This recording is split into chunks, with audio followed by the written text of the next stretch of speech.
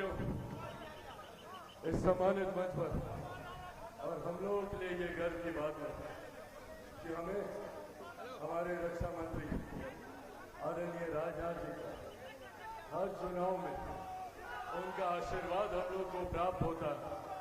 जिस तरीके से उनका मार्गदर्शन और आज के दिन का महत्व और ज्यादा बढ़ जाता है, क्योंकि आज हमारे रक्षा मंत्री जी के द्वारा आने वाले 5 सालों में एनडीए सरकार के द्वारा जो कार्य देश के विकास के लिए किए जाएंगे, उसका जो ढांचा तैयार किया गया है, जो मैनिफेस्टो तैयार किया गया है, वो हमारे रक्षा मंत्री आदरणीय राजनाथ जी के नेतृत्व में मोदी की गारंटी आज आप सब लोग के सामने आई है। एक बार जोरदार ताली से आप लोग आदरणीय रक्षा मंत्री जी का आप लोग स्वागत करें।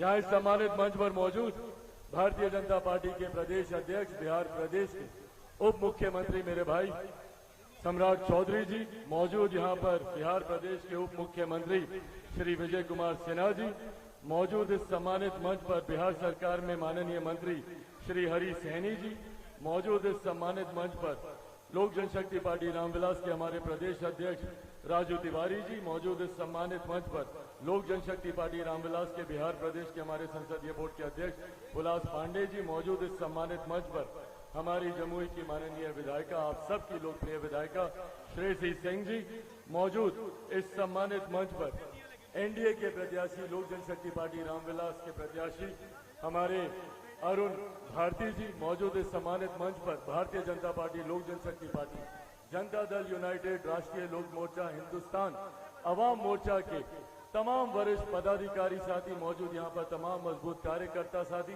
प्रेस मीडिया के पत्रकार साथी, आदरणीय बुजुर्गों, माताओं, बहनों, सबसे पहले आप सबको चिराग पासवान का प्रणाम।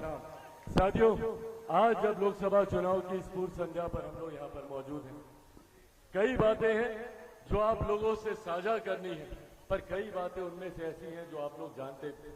पहले चरण का चुनाव चल रहा है और आप सब ने इस बात का मन बना लिया है कि पुनः मौजूदा प्रधानमंत्री जी को तीसरी बार देश का प्रधानमंत्री बनाना है। इसमें कहीं कोई संदेह नहीं है, इसमें कहीं कोई विचार की बात नहीं है। ये पूरे देश ने इस बात का मन बना लिया।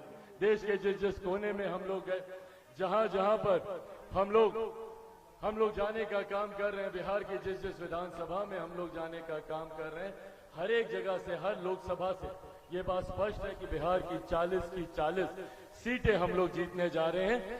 जरूरी है प्रधानमंत्री जी का तीसरी बार देश का प्रधानमंत्री बने। ये एकमात्र ऐसे प्रधानमंत्री हैं जिन्होंने देश की अर्थव्यवस्था को मजबूती देने का काम किया।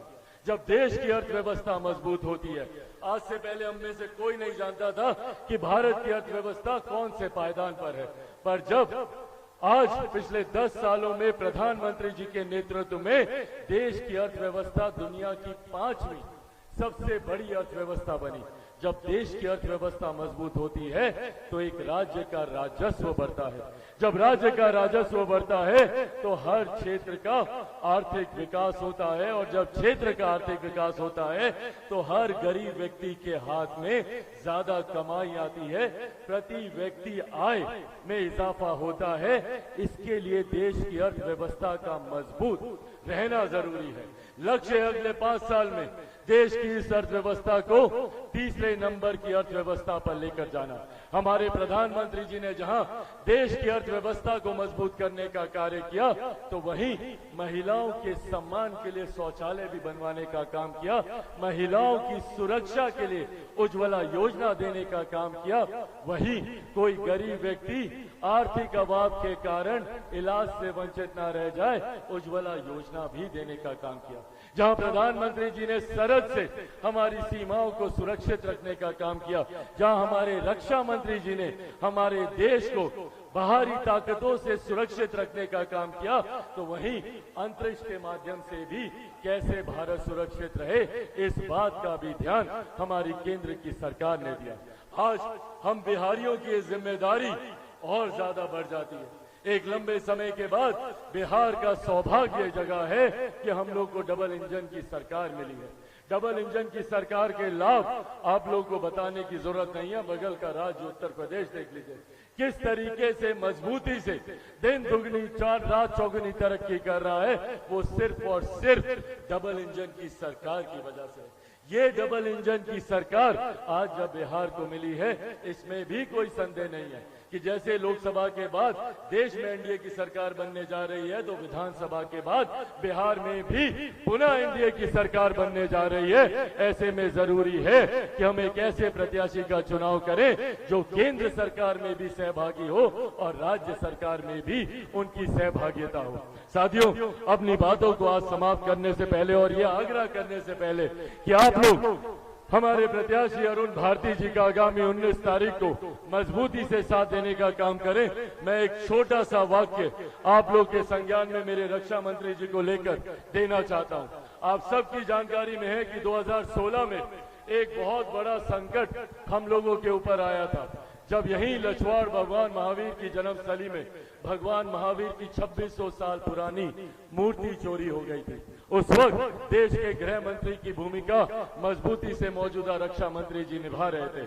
उस वक्त मैं और हमारे साथ तमाम हमारे साथी और खास तौर पर जैन समाज के देश विदेश से लोग वहां पर रक्षा गृह मंत्री जी, तत्कालीन गृह मंत्री जी आदरणीय राजनाथ जी से हम लोग मिलने गए। इनसे हम लोगों ने आग्रह किया और एक इन्हीं में वो इच्छा शक्ति थी, इन्हीं में वो ताकत थी कि महज एक हफ्ते के भीतर भगवान महावीर की खोई हुई वो मूर्ति न सिर्फ हम लोगों ने बरामद की, बल्कि उसको पुनः स्थापित कर वहां पर आज एक खूबसूरत और दुनिया का सबसे खूबसूरत जैन मंदिर हम लोगों ने बनाने का काम किया।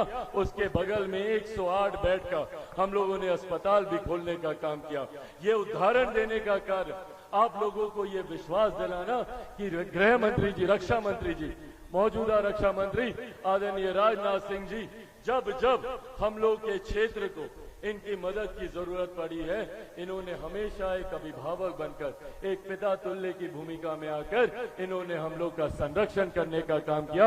आज पुनः ये यहाँ पर आए हैं। पिछली बार जब ये आए थे, इनके साथ मंच पर ठीक बगल में मेरे नेता, मेरे पिता आदरणीय रामविलास पासवान जी मौजूद थे, पर आज ये उनकी भूमिका में है। जैसे पापा उस वक्त आशीर्वाद मुझे दिया करते थे, आज इनसे वही आशीर्वाद मुझे प्राप्त हो रहा है। एक बार पुनः दोनों हाथ उठाकर जोरदार ताली से रक्षा मंत्री जी का स्वागत करें। और 19 तारीख को 2 नंबर पर कौन सा छाप है यहाँ पर?